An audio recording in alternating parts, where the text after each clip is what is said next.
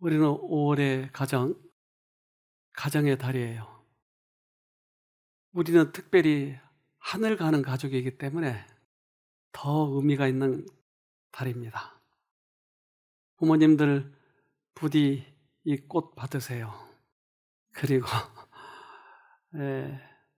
우리 아이들 또 그 부모님에게, 각 가정에 계시는 부모님에게 이번 달은 최선을 다해서 부모님을 공경하고 끝없는 사랑에 대해서 감사하시길 바랍니다.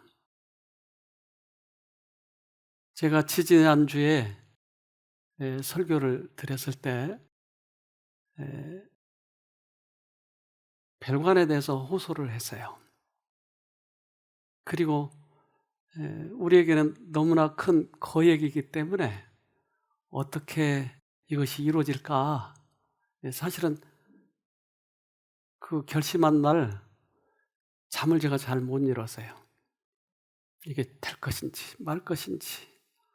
그런데 수없이 많이 저에게 특별히 은혜를 베풀어 주셔서 그걸 이루어 주셨어요.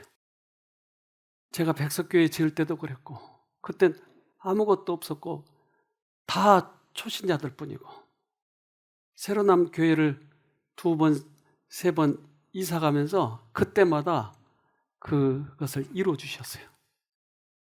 새로남 쉼터를 지을 때도 똑같이 이루어 주셨어요. 근데 이번에는 또 다른 것처럼 생각이 돼가지고 또 걱정이 되는 거예요.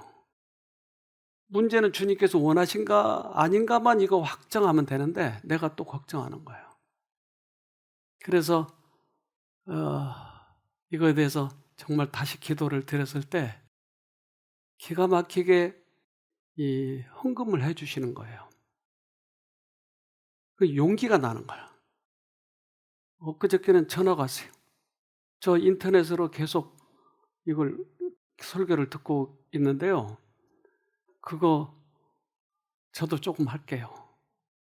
그리고 보내셨어요. 이름을 전혀 모르는 사람이에요. 그 힘이 나는 거예요. 전혀 모르는 사람이에요. 또 미국에서 전화가 왔어요. 그거 별관을 지금 구입하고 계시죠? 네. 우리 미국에서도 좀 몇 사람 모아서 보낼게요. 근데 갑자기 그런 일들이 일어나는 거예요.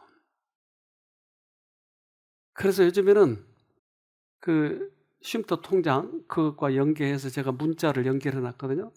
그러니까 문자 올 때마다 빨리 보는 거예요. 어디서 오는 거야. 옛날에는 연결을 안 해가지고 거기 돈이 들은지 마는지 몰랐는데 요즘엔 그, 그 기분에 살고 있는 거죠. 그래서 요즘에도 누구가 보냈더라고요. 그래서 그걸 탁 뜨는데, 근데 그분의 생활이 걱정이 되는 거예요. 이거 괜찮을까? 어쨌든 제가 일일이 다 감사 인사를 못 드려도 여러분 열심히 그렇게 협조해 주셔서 감사드리고, 그 복은 내가 받는 게 아니고 여러분이 받는 것입니다. 그러니까 그 복을 꼭 받으시길 바랍니다. 다윗이 압살롬에게 쫓겨갈 때가 있었어요. 여러분 아시죠? 네. 그때 얼마나 처량했겠어요. 자기 아들에게 쫓겨가는 거예요. 왕권을 뺏기고. 그때 가장 힘들었을 때였을 거예요. 그런데 위로는 못할 줄망정 시므이가 나타나가지고 돌을 던지는 거예요. 비루한 자야, 너는 그 대접을 받는 거 마땅해. 그러면서 비난을 할 때 다윗의 심정이 어땠을까요? 사무엘하 16장 7절로 8절. 시므이가 저주하는 가운데 이와 같이 말하니라. 피를 흘린 자여 비루한 자여 가거라 가거라. 사울의 종속의 모든 피를 여호와께서 내게로 돌리셨도다. 그 대신에 내가 왕이 되었으나 여호와께서 나라를 내 아들 압살롬의 손에 붙이셨도다. 보라, 너는 피 흘린 자인고로 화를 자취하였느니라. 이런 말 들을 때 저 같으면 그 장군들 있잖아요. 같이 가는 장군들. 저는 목 쳐라. 한순간에 끝날 수 있었어요. 근데 다윗은 그렇게 하지 않았어요. 그리고 그가 이제 피난을 갔다가 돌아오는데 그가 또 나타난 거예요. 사무엘하 19장 22절로 23절. 다윗이 이르되 너희 수르의 아들들아 내가 너희와 무슨 상관이 있기에 너희가 이날 나의 대적이 되려 하느냐? 이날 이스라엘 안에서 사람을 죽여야 하겠느냐? 내가 이날 이스라엘을 다스릴 왕이 된 것을 내가 알지 못하느냐 하고 그런 까닭에 왕이 시므이에게 이르되 내가 죽지 아니하리라 하고 그에게 맹세하니라. 다윗은 그날 죽일 수 있었어요. 이제 다시 입성하는 날이니까 얼마든지 죽일 수 있었어요. 우리나라 정치사를 보면 그런 일들이 자주 있어요. 요즘에도 사실은 그런 걱정이 돼요. 그래서 보복을 하고 과거의 적들을 전부 다 죽이고 또는 어디로 보내버리고 치유 해제시키고. 이제 이걸 보면서 우리들은 이 세상사를 살아가고 우리보다 더 걱정되는 것은 아이들이 자라면서 이런 것들을 보는 거예요. 정치 보복을 하고. 근데 다윗은 용서를 한 사람이기 때문에, 용서를 받은 사람이기 때문에 그렇게 하지 말라고 얘기하는 거예요. 아, 용서를 받은 사람은 다른 사람을 보복하지 않네요. 용서를 받은 사람은 은혜를 잊어버리지 않네요. 그래서 저는 이 다윗의 품성을 보고 그가 비록 여러 가지 실수를 했지만 내 마음에 합한 자라고 하나님께서 그렇게 말씀하신 이유가 있었던 것이에요. 용서를 받은 자는 다른 사람을 용서한 것이었어요. 다윗은 시므이의 생명을 살려주었을 뿐 아니라 자비스럽게도 그를 용서하여 주었다. 다윗이 만약 복수의 정신을 가졌더라면 그는 범죄자들을 사형에 처함으로써 쉽게 원수를 갚을 수 있었을 것이다. 그 시대에는 모든 세상사들이 그랬기 때문에 다윗이 그를 처단해도 아무도 이의를 제기할 사람은 없었어요. 그러나 다윗은 하나님의 사람이었기 때문에 어떻게 이 사람에게 대처해야 될 것인가? 우리도 때때로 우리에게 그렇게 잔혹하게 한 사람에게 대해서는 얼마든지 우리가 보복을 해도 누가 아무 말도 하지 않아요.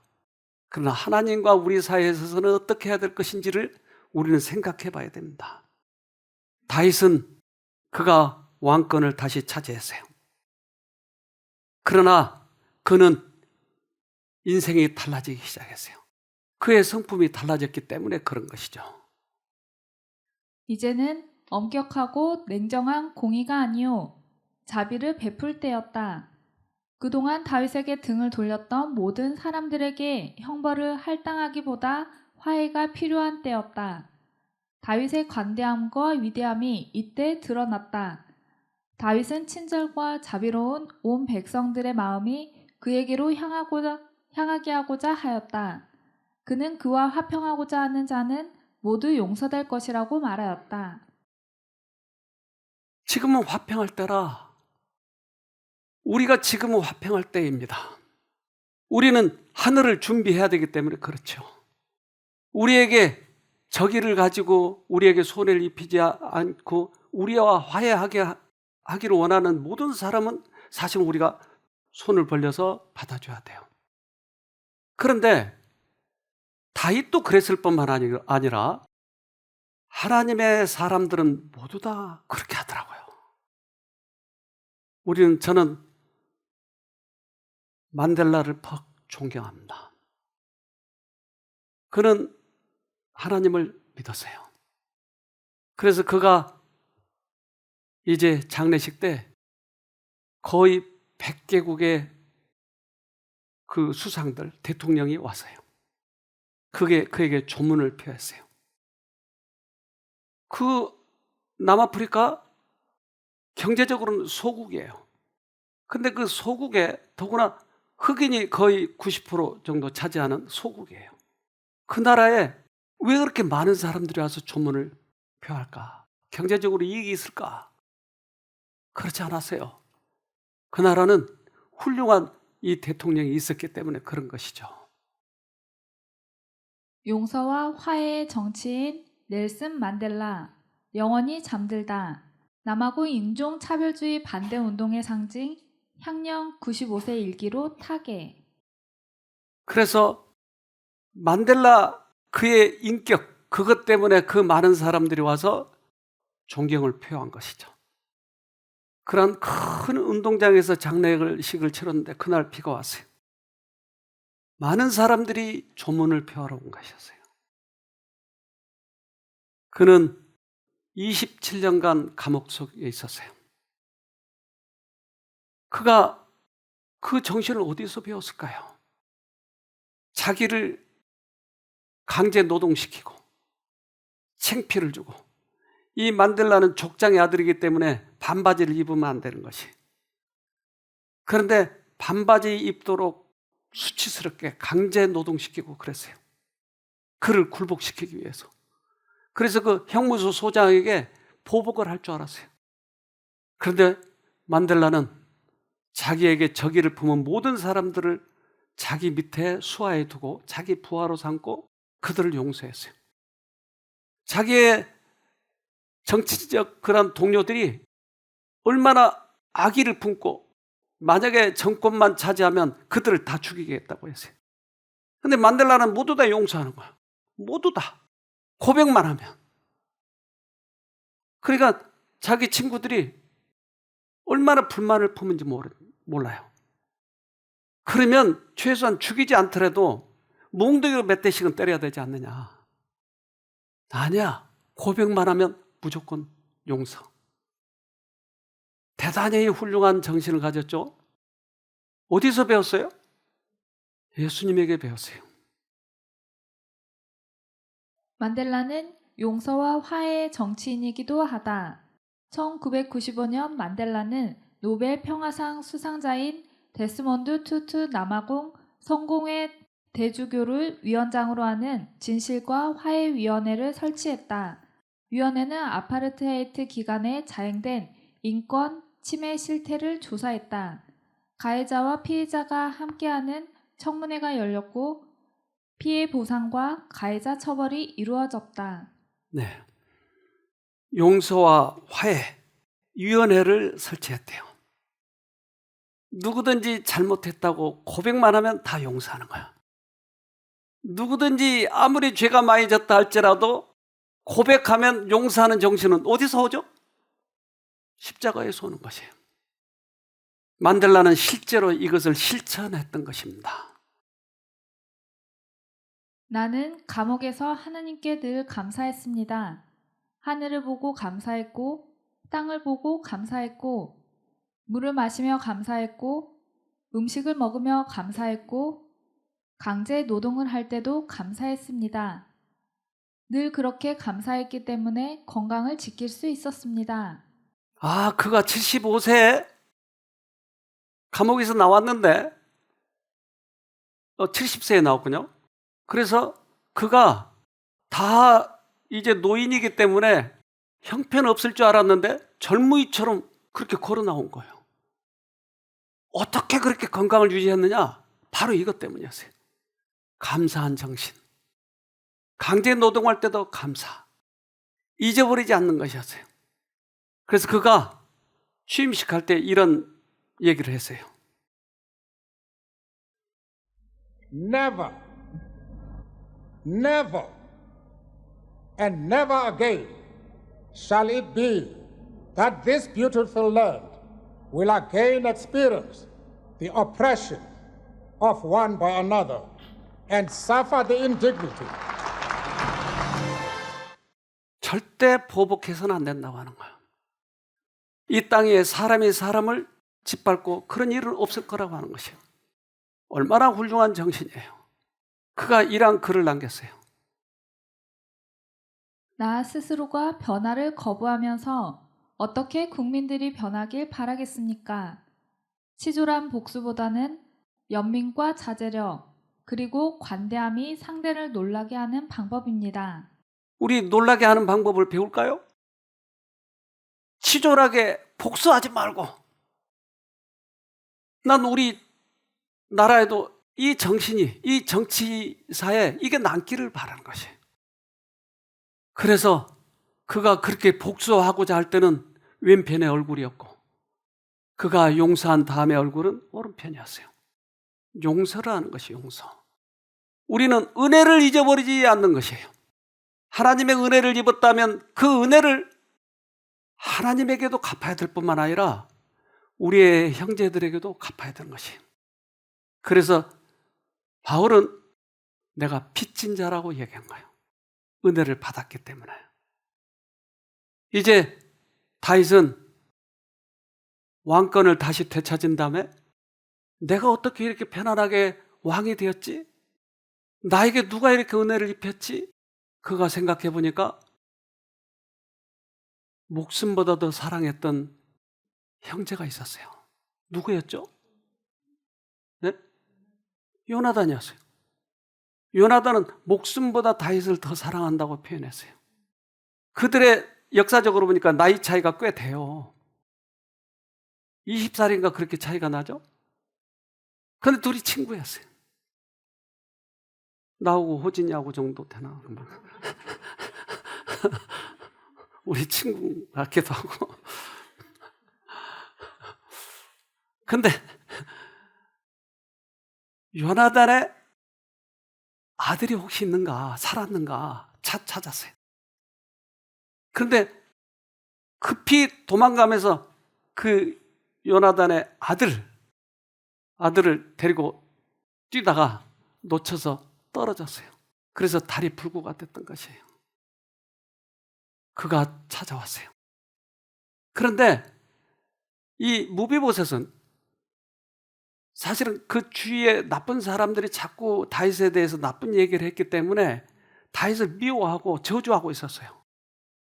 그런데 다윗이 그를 부른 거예요. 사무엘하 9장 6절로 8절. 사울의 손자 요나단의 아들 무비보셋이 다윗에게 나와서 엎드려 절하매 다윗이 가로되 무비보셋이여 하니 대답하되 주의 종이 여기 있나이다. 다윗이 가로되 무서워 말라. 내가 반드시 내 아비 요나단에 인하여 내게 은총을 베풀리라. 내가 내 조부 사울의 밭을 다 내게 도로 주겠고 또 너는 항상 내 상에서 먹을지니라. 저가 절하여 가로되 이 종이 무엇이간데 왕께서 죽은 개 같은 나를 돌아보시나이까. 왕의 밥상에서 밥을 같이 먹는다고 하는 것은 언제나 독사를 할 수 있는 가능성이 있기 때문에 틀림없는 사람 외에는 밥을 같이 먹을 수가 없어요. 그는 자식보다 더 사랑한 것이에요.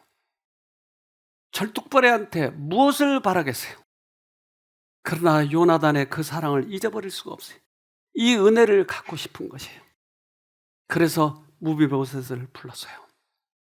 무비보셋은 저기를 가지고 있었지만 이 사랑에 녹아나 버린 것이에요. 그래서 무비보셋의 마음은 다윗을 아빠처럼 절대적으로 사랑하게 됐어요. 즉 사랑은 사랑을 낳는 것이에요. 그래서 그 은혜를 우리가 갚으면 상대방을 놀라게 하는 거예요. 감사하게 만들어주는 거예요. 오히려 은혜를 갖게 만드는 것이에요. 이것이 다윗이 가진 사랑이었어요. 은혜를 보답한 것이었어요. 그가. 사무엘하 9장 7절로 8절. 다윗이 가로되 무서워 말라. 내가 반드시 내 아비 요나단에 인하여 내게 은총을 베풀리라. 내가 내 조부 사울의 밭을 다 내게 도로 주겠고 또 너는 항상 내 상에서 먹을지니라. 저가 절하여 가로되 이 종이 무엇이간데 왕께서 죽은 개 같은 나를 돌아보시나이까. 내 아비 요나단을 인하여 내가 내게 은총을 베풀려라. 즉 다윗의 정신은 은혜를 잊어버리지 않는다고 하는 것이에요. 이 은혜를 잊어버리지 않으면 다윗에게 얼마나 큰 축복을 내리는지 여러분 보시잖아요. 우리에게 은혜를 잊지 않으면 그렇게 주님께서 축복하시겠다고 하는 것이에요. 다윗은 돌아보니까 이제 왕권을 잡고 돌아다 보니까 과거에 자기가 사울을 피해서 도망갈 때가 있었어요. 근데 그때 암몬 족속의 그 나라를 간 것이에요. 그래서 거기에서 자기를 보호해주고 감싸줬던, 자기 목숨을 피하게 해줬던 그런 기억이 떠오른 것이에요. 그래서 그에게도 은혜를 갚아야 되겠다. 네, 피할 때 사무엘하 10장 1절로 2절. 그 후에 암몬 자손의 왕이 죽고 그 아들 한운이 대신하여 왕이 되니 다윗이 가로되 내가 나하스의 아들 한운에게 은총을 베풀되 그 아비가 내게 은총을 베푼 것 같이 하리라 하고 그 신복들을 명하여 그 아비 죽은 것을 조상하라 하니라. 다윗의 신복들이 암몬 자손의 땅에 이르매. 그래서 그 암몬 족속의 왕이 나를 그렇게 보호해 줬는데 그 왕이 죽었을 때 이제 조의를 표하기 위해서 거기에 내가 은혜를 갚으리라. 하나님의 사람들은 원수를 손으로 갚는 것이에요. 하나님의 사람들은 은혜를 잊어버리지 않는 것이에요. 다윗의 이러한 생애들을 보면 그가 확실히 용서를 경험했다고 하는 것이에요. 그래서 그는 하나님께서 그에게 축복을 하셔요. 어떤 축복을 하신지 우리는 보시잖아요. 그가 왕이 되지 않습니까? 왕이 됐을 때 그에게 떠오른 게 있었어요. 그것은 자기가 왕이 되었으면 왕궁이 어떨까요? 화려하겠죠. 지난번에 이 단상을 누가 은으로 다 입혀주겠대요. 그래서 우리 몇 분들하고 의논해봤어요. 은으로 입히면 되겠느냐 했더니 그건 조금 이상하겠습니다. 그래서 거부를 했어요. 근데 그분은 저한테 제의할 때 하나님의 은혜를 입었기 때문에 뭐든지 이 성전에 하고 싶은 거예요. 뭐든지. 그래서 이거 은혜로 입혀주겠다고 그래서 이거 어떻게 할까 고민을 했어 혼자. 왜 그러냐면 이게 사람의 호의적인 말이잖아요. 그래서 이렇게 할까 말까. 근데 보기 어떨까 많이 생각을 해봤어요. 근데 이건 좀 곤란하겠습니다 하고 겨우 대답을 했어요. 그랬더니 그럼 좀 헌금하면요. 그래서 헌금함 은으로 입히면 될까요?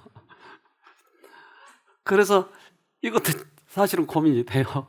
근데 이분은 정말 하나님께 대한 사랑이 있는 것이 마음속에 은혜를 갖고 싶은 거예요.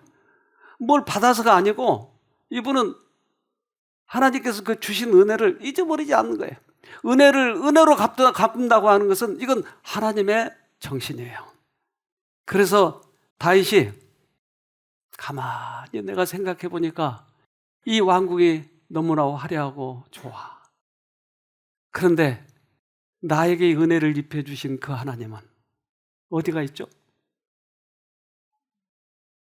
천막 속에 있는 거예요. 아니, 나는 이런 고급집에 사는데 나에게 은혜를 입혀주신 분은 천막에 사네? 그래서 나단에게 이 얘기를 해요. 사무엘하 7장 1절로 2절.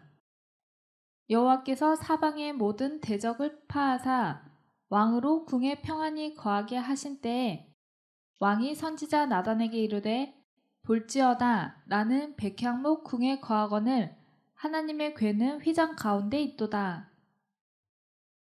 나는 고급 궁에 사는데 하나님의 법궤는 하나님이 계신 곳은 천막 속이야. 하나님 성전을 짓고 싶다고 하는 표현이죠. 그런데 하나님께서 대답을 어떻게 하시냐면 저는 우리 어머니가 90살이 넘으셨을 때 80 몇 살 그때인가 90살 그때쯤이에요. 이제 노인이 사시면 몇 년 사시겠어요? 5년 사실지 1년 사실지 아니면 내일 모레 돌아가실지 모르시잖아요. 근데 옷이 좀 허술해 보여서 어머니 백화점에 갑시다. 이제 백화점을 쭉 들어보는데 이런 옷들이 있는 거예요. 그런데 쓱 지나가듯이 말고 그거를 보고 이거 참 색깔 이쁘다. 아유, 나한테 너무 색깔이 곱지, 너무 곱지, 너무 고와. 그래서 나도 좀 생각이 그런 것 같고 그래서 또 다른 데 알아봅시다. 다른 데 다 돌아봐도 또 그 자리에 와서는 너무 곱지, 너무 곱지. 나는 멍청이라 이 말을 못 알아들었어요. 사실은 어머니 마음에 좀 있었던 거예요, 그게. 또 한 바퀴 도는데도 너무 곱지? 아, 이거 어떻게 해야지? 몇 바퀴를 돌았는데 또 거기 와서 너무 곱지? 아, 이 어른들의 표현이 그렇다고 하는 걸 나중에서 알게 된 거예요. 그 옷을 입어보시고 얼마나 표정은 좋으신지, 근데 너무 곱지? 이 말만 계속 하시는 거예요. 어느 날 제가 나이 먹고 오늘도 우리 애들이 사준 옷을 이제 입은 거예요. 근데 제가 교회에 이렇게 그동안 지도자로 오래 왔기 때문에 항상 검은 옷이나 또는 뭐 남색 진한 거나 뭐 이런 거를 옷을 입었는데 우리 애가 언젠가 와서 아빠 옷 하나 해드리고 싶어요. 그래? 이 밝은 색을 가져가서 이건 어때요? 야, 그런 거 내 나이 입으면 되나? 안 되지. 근데 입고 싶은 거예요, 내 마음에. 그때 확실하게 제가 이해를 했어요, 우리 어머니 마음을. 나한테 너무 곱지? 고운 게 아니에요. 그거 입고 싶은 거예요. 근데 왜 젊은 사람들은 이것을 모르는지 모르겠어요. 젊으니까. 근데 내가 나이가 들어보니까 이 말이 무슨 말인지를 알게 된 것이에요. 부모님들이 여러분 혹시 너무 곱지 그러면 아, 마음이 있구나 하고 생각하세요, 이제. 다윗이 하나님의 집을 지어주려고 할 때 다윗은 이렇게 얘기를 해요.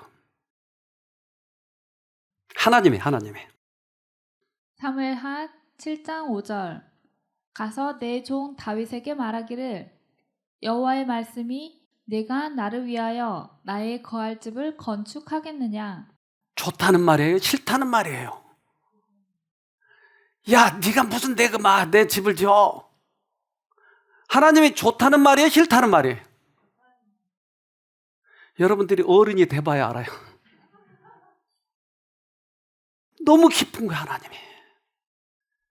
야, 다윗의 마음이 이렇게 은혜를 갚으려고 하네.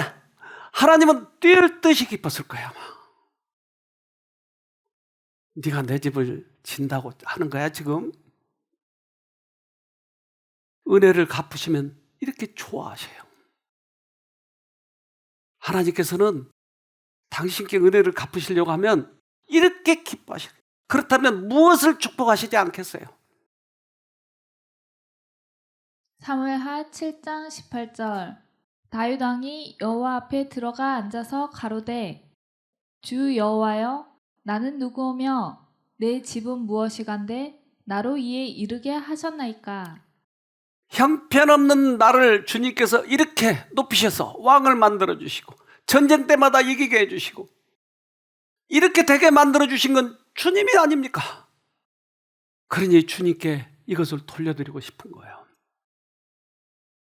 다윗은 엄청난 축복을 여기서 받아요. 그래서 너가 가는 길을 모두 다 내가 다 평화롭게 해주고 전쟁 때마다 이기게 해주고, 그래서 너 때는 지을 수 없지만 너는 너무나 피를 많이 흘렸잖아, 칼을 많이 썼잖아. 그런 사람이 진다 그러면 세상이 어떻게 생각하겠어. 그렇지만 너에게서 난 자식 솔로몬을 통해서 짓도록 해줄게. 얼마나 큰 축복을 내리신지 몰라요. 역대상 22장 8절로 10절. 여호와의 말씀이 내게 임하여 이르시되 너는 피를 심히 많이 흘렸고 크게 전쟁하였느니라. 내가 내 앞에서 땅에 피를 많이 흘렸은즉 내 이름을 위하여 전을 건축하지 못하리라. 한 아들이 내게서 나리니 저는 평강의 사람이라. 내가 저로 사면 모든 대적에게서 평강하게 하리라. 그 이름을 솔로몬이라 하리니 이는 내가 저의 생전에 평안과 안정을 이스라엘에게 줄 것임이니라. 저가 내 이름을 위하여 전을 건축할지라. 저는 내 아들이 되고 나는 저의 아비가 되어 그 나라 위를 이스라엘 위에 굳게 세워 영원까지 이르게 하리라 하셨나니. 비록 그에게는 성전을 지을 수 있는 기회를 주지 않았을지 모르지만 더 큰 축복을 하나님께서 주시는 거예요. 우리는 하나님께 은혜를 갚고자 할 때 하나님께서 배로, 그 하나님께서 우리에게 은혜를 베풀어 주신 거예요. 용서를 경험한 사람은 다 그렇게 다른 사람에게 축복을 하고 용서를 하더라고요. 우리나라 이 유명한 대통령 중에 한 분이 김대중 대통령. 근데 김대중 대통령이 너무나 만델라를 좋아했어요.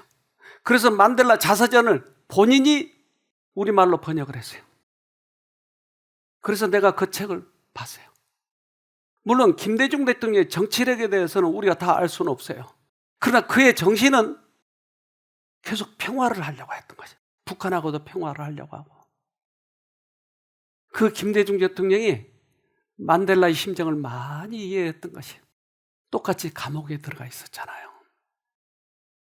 그래서 만델라를 한국에 초청해가지고 그분이 만난 거예요. 만델라는 27년간에 있었어요. 김대중 대통령은 사형수였어요. 그래서 죽기 직전에 살아난 거예요, 그가. 그가 마지막 편지를 자식들에게 쓰더라고요. 우리 영상으로 좀 보도록 하겠습니다. 그리고 고 김대중 전 대통령이 29년 전 군사법정에서 사형 선고를 받고 감옥에서 쓴 옥중 서신도 공개됐습니다. 죽음을 눈앞에 둔 극한 상황에서도 가족에게 전한 메시지는 용서와 사랑이었습니다. 보도에 김기현 기자입니다. 청주교도소 수인번호 9번. 사형수 김대중은 첫 옥중 서신에서 죽음 앞의 한계 상황을 토로합니다. 희망과 좌절, 기쁨과 공포, 그리고 해결과 의혹의 갈등과 번민을 매일같이 되풀이해왔고 지금도 이를 벗어나지 못하고 있습니다. 2년 8개월 감옥 생활 동안 매달 한 번만 허락됐던 글쓰기. 귀퉁이까지 빼곡하게 적어 아들에게 보낸 사연은 성찰과 반성으로 이어집니다. 아버지는 나 자신이 일생 동안 저지른 죄와 잘못, 그리고 품었던 나의 사악한 마음을 남은 몰라도 스스로는 알고 있다. 아내는 미래를 위해 결코 희망의 끈을 놓지 말기를 간곡히 기원했습니다. 새 날을 향한 꿈을 꼭 간직하세요. 어떤 어려움에서도 꿈을 저버리지 마세요. 최악의 경우에도 꿈을 간직하시고 내일이 있다는 것을 잊어서는 안 됩니다. 정권을 장악한 신군부가 그에게 더 씌운 제목은 내란 음모. 하지만 사형수 김대중이 내린 결론은 용서였습니다. 용서와 사랑은 진실로 너그러운 강자만이 할 수 있다. 꾸준히 노력하며 하느님께 원수를 용서하고 사랑하는 힘까지 가질 수 있도록 도와주시기를 언제나 기구하자. 만델라도 다윗도 김대중도 용서를 받은 사람은 보복을 하려고 하지 않네요. 그 은혜를 잊어버리지 않네요. 그리고 다른 사람을 위해서 기도하네요. 요즘에 어린아이들이 부모에 대한 사랑을 잘 몰라요. 그리고 너무나 과잉보호를 해서 그런지 부모를 업신여겨요. 근데 이렇게 대하면 안 된다고 하는 것은 그 아이의 구원을 위해서 안 되는 거예요. 왜냐하면 부모에게 하는 것은 곧 하나님께서 하는 것과 같다 하는 거예요.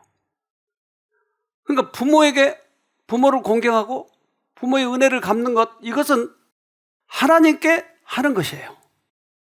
그래서 눈에 보이는 부모님에게 배워야 하나님께 하는 것이에요. 근데 부모를 업신여겨버리면 하나님도 업신여기는 거예요. 그래서 아브라함을 택하실 때 아브라함에게 자녀들을 잘 다스리라고 얘기를 하셔요. 그렇기 때문에 택하신 것이에요. 창세기 18장 19절. 내가 그로 그 자식과 권속에게 명하여 여호와의 도를 지켜 의와 공도를 행하게 하려고 그를 택하였나니 이는 나 여호와가 아브라함에게 대하여 말한 일을 이루려 함이니라. 아브라함을 택해서 당신의 복음을 전하려고 했던 것은 가족이, 즉 자식들이 아브라함의 말을 순종하기 때문에, 아브라함을 존경하고 은혜를 잊어버리지 않는 자식들을 만들기 때문에, 그래서 그 아브라함을 그렇게 축복하신 것이에요. 아브라함처럼 부모들은 가족에게 저들을 따르도록 명령해야 한다. 하나님의 권위에 순종하는 첫 단계로서 부모의 권위에 순종할 것을 가르치고 실행하게 하라. 그래서 부모로부터 이걸 배우지 못하면 하나님께 할 수도 없는 것이에요. 하나님은 보이지 않기 때문에 부모에게 순종하는 법을 배워야 하나님께 할 수 있다고 하는 것이죠. 디모데전서 5장 4절. 만일 어떤 과부에게 자녀나 손자들이 있거든 저희로 먼저 자기 집에서 효를 행하여 부모에게 보답하기를 배우게 하라. 이것이 하나님 앞에 받으실 만한 것이니라. 과부는 자식을 가리키는 데 있어 남편이 없기 때문에 좀 소홀히 하는 것이에요. 그러니까 과부를 도우려면 자식들을 부모에게 효도하도록 먼저 가르치라. 이것이 도와주는 것이다. 그의 자식이 잘 되고. 우리 유명한 왕 중에서 히스기야 왕이라는 왕이 있었어요. 그는 하나님의 은혜를 입어서 죽을 병이 15년이나 연장이 된 것이에요. 그래서 그에게 엄청난 축복을 하는데 특별히 해시계를 돌려서 그 증거를 보여줬어요. 해시계는 언제나 해가 가는 방향대로 이렇게 해 쪽으로 그림자가 이게 기울이는 거죠. 그림자가. 그래서 12시, 1시, 2시 이렇게 되는데 갑자기 해시계가 3시에 있던 해시계가 12시로 돌아와 버린 거예요. 거꾸로 돌아와 버린 거예요. 이럴 수가 있어요? 없어요. 과학자들은 이것을 믿을 수가 없어요. 그래서 이웃나라 바벨론에서 와, 이런 일이 세상에 일어났어. 왜 이런 일이 일어났냐? 저기요, 이스라엘의 왕 그거 히스기야가 병에서 살아날 때 하나님께서 그런 기적을 일으켜 줬어요. 해시계를 돌린다고 하는 것은 대단한 하나님이다. 가서 배워라. 어떻게 하면 그렇게 할 수 있는가? 그래서 이제 히스기야 왕에게 와요. 신하들이. 열왕기하 20장 5절. 너는 돌아가서 내 백성의 주권자 히스기야에게 이르기를 왕의 조상 다윗의 하나님 여호와의 말씀이 내가 내 기도를 들었고 내 눈물을 보았노라. 내가 너를 낫게 하리니 내가 3일 만에 여호와의 전에 올라가겠고. 이런 은혜를 입었단 말이에요. 그러면 그들이 바벨론 신하들이 와서 왕이시여 어떻게 해시계가 돌아갔습니까? 하고 물어보면 뭐라고 대답하면 좋을까요? 내가 말이야 대단한 능력이 있어. 그러니까 해시계를 이렇게 돌렸어. 그것뿐만 아니고 우리 창고에 보물이 얼마나 있는가 볼래? 그래서 창고에 가서 보물을 다 보여줬어요. 누구 보물 재는 거예요 지금? 자기 자랑하는 거예요. 한마디면 되거든요. 하나님이 나를 살리셔서, 하나님이 해시계를 돌렸어. 이 한마디면 되는 거야. 그러면 와, 우리도 하나님 배우자. 그래서 바빌론 많은 사람들이 하나님을 배웠을 거예요. 내 창고 볼래? 자기 폼 재는 것, 하나님 은혜를 잊어버린 것, 이것은 히스기야 후세에 엄청나게 저주가 오게 돼요. 여러분, 우리가 은혜를 잊어버리는 것은 바로 나와 내 후손에게 그 영향이 미치는 거예요. 다행히 히스기야는 회개에서 돌아왔으니까 당대에는 그것이 미치지 않지만 그 후세에 계속 재앙이 이런 것이에요. 역대하 32장 25절. 히스기야가 마음이 교만하여 그 받은 은혜를 보답지 아니하므로 진노가 저와 유다와 예루살렘에 임하게 되었더니. 그의 한마디가 결국은 그의 인생을 그렇게 만들어버리고 말았어요. 주님의 은혜를 잊어버리는 것은 바로 이렇습니다. 주님께 보답하는 것은 내 인생뿐만 아니라 우리들의 후손에게도 그렇게 축복을 임하게 하는 것이에요. 히스기야가 이스라엘의 하나님의 능력과 자비와 긍휼을 증거하도록 그에게 주신 기회를 선용하였더라면 그 사자들의 보고는 흑암을 뚫는 빛이 되었을 것이다. 그러나 히스기야는 만군의 여호와보다도 자기 자신을 더 높였다. 그는 마음이 교만하여 그 받은 은혜를 보답지 아니하였다. 우리 사돈 중에 우리 사돈의 아버지가 어떤 사업을 하고 있었어요.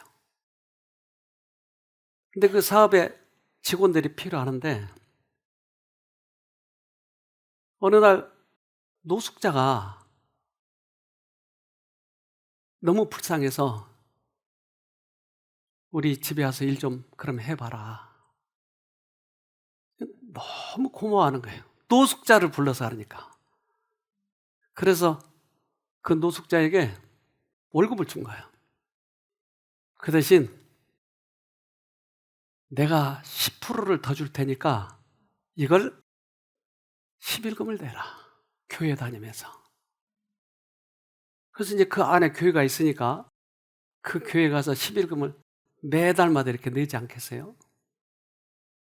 근데 이제 노숙자가 그 오랫동안 직장에서 월급을 받고 그러니까 아주 이제 살만한끔 된 거예요. 그래서 이 사람이 살만큼 되면 더 이 노숙자 생활을 잊어버리지 말고 더 열심히 해야 될 텐데 자꾸 빈둥거리고 일을 좀 그러고 그러니까 이제 그만둬라. 너 이제 나가서 너 따로 해 먹어라. 그런데 이 사람이 경찰서에 가가지고 내 봉급 10%를 떼먹었다고 이 회사에서. 그리고는 고발을 해버렸어요. 이것 때문에 이제 경찰서에서 오고 재판이 붙고 그래서 이제 밑에 있는 사람이 그거 변호사한테 맡겨버리면 돼요. 그 문제 별거 아니에요. 맡겨버려야 돼. 아니야, 이 문제만은 내가 직접 나가겠어. 재판장에 가가지고는 이 자초지종을 다 얘기했어요. 그가 노숙자였다. 그리고 내가 10%를 더 줬다. 그 10%를 11금을 내도록 했다. 그때 그 재판관이 그 사람 뭐 이렇다 저렇다 그런 말보다도 이분의 얘기를 듣고 당신이 틀렸다고 노숙자에게 바로 기각을 시켜버린 거예요. 당신은 좋지 않는 사람이라고. 은혜로 갚아야 되는데 그거를 자기의 이기적인 목적으로 사람을 그렇게 만들어가는 거예요. 우리는 이 세상에 살아가는 동안에 은혜를 갚을 일이 수없이 많이 있어요. 특별히 이 가정의 날에 우리 부모의 은혜를 잊어버리지 않아야 돼요. 그리고 난 후에 얼마 후에 어느 목사님 사모님이 우리의 며느리를 어떤 사람을 얻었다고 그랬더니 그 목사님 사모님이 갑자기 눈물을 흘리는 거예요. 그때 그 할아버지, 그 회사에 우리 아버지가 거기에 다녔다고. 근데 그 아버지가 얼마나 은혜를 많이 입었던지 우리 아버지가 가장 어렵고 힘들 때 그렇게 은혜를 베풀어 주셔서 그 아버지가 그분을 잊어버리지 못한다고. 근데 딸인 나도 우리 아버지 얘기만 할 때마다 내가 눈물이 나온다고. 너무 고마우신 분이라고. 어떻게든지 은혜를 갚아야 되겠다고. 똑같은 사람을 한 사람은 11조 떼먹었다고, 그거 돈 떼먹었다고 고발을 한 사람이 있고, 한 사람은 눈물만을 계속 흘리는 사람이 있고, 우리는 조금 있으면 주님이 오셔요. 오시기 전에 이 은혜를 갚아야 돼요. 저는 어렸을 때 딱지 치고 구슬치게 내가 1인자였어요. 골목에서. 나를 이길 사람이 없어요. 그래서 언제나 내 주머니에는 딱지하고 한쪽은 구슬, 아주 구슬, 그 왕따시 구슬이 있어요. 큰 거. 이거 가지면 다 이기는 건데. 근데 학교 갔다 오다가 구슬치기를 하는데 그날 얼마나 잘 되든지, 그래서 이제 주머니 이렇게 넣고 그 삼각 속에다가 구슬을 집어넣고 그걸 탁 튕겨서 따먹으면 다 내 거가 되는 거야. 마지막에 이걸 하려고 하는데 용구나 밥 먹어라. 안 가면 못 먹거든요. 우리 형들이 많아서 제 시간에 안 오면 밥을 안 주는 거야. 그러니까 용구나 밥 먹어라 하면 가야 돼 무조건. 저거 왕따시 저거 저 다 내 건데 저거 어떡하지? 뒤를 돌아보고 뛰어가는 수밖에. 우리 주님이 오래요. 조금 있으면 오래요. 이 왕따시 놔두고 와야 돼요. 그럴 바에야 은혜 갚읍시다. 꼭 승리하기를 바랍니다.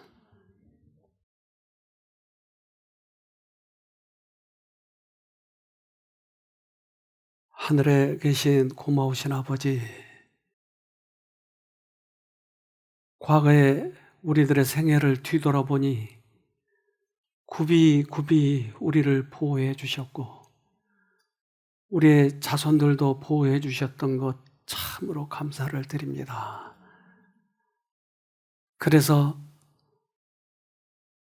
우리 육신의 부모님들을 다시 한번 생각해 보려고 합니다. 어떻게 공경했는지, 어떻게 은혜를 갚았는지, 우리의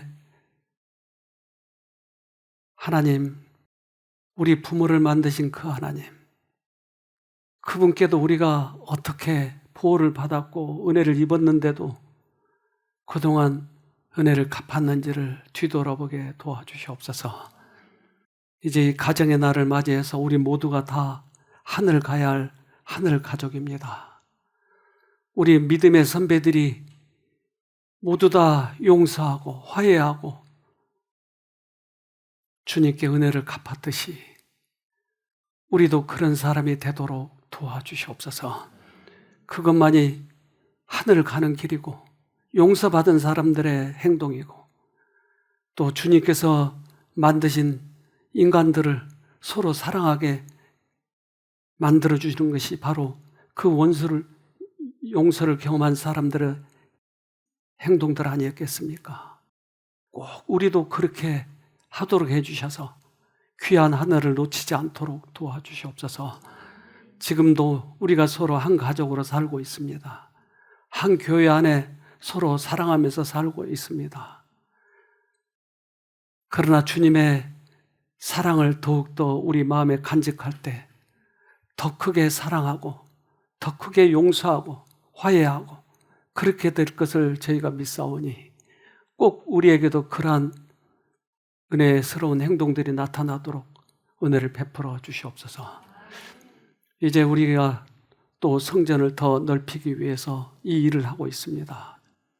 이 일을 하는 데 있어서 주님께서 관여해 주시고 우리 서로 형제들 간에 사랑하고 하나일 때 주님께서 더 축복하신다고 하셨사오니 다윗의 은혜가 우리에게도 경험하도록 도와주시옵소서. 그래서 원수를 용서하고 서로 사랑하면서 주님의 뜻을 이루는 우리 모두가 되도록 도와주시옵소서. 특별히 보이지 않지만 손을 펴는 당신의 아들, 딸들이 있습니다. 인터넷에서 설교를 듣고 당신께 헌신한 사람들도 있었습니다. 부디 그들에게도 더 큰 은혜를 베풀어 주시고 그래서 하늘 가족으로서 부족함이 없는 성도들이 되도록 도와주시옵소서. 우리를 언제나 목숨보다 더 사랑하시고 은혜를 베풀어 주신 예수님 이름으로 기도합니다. 아멘.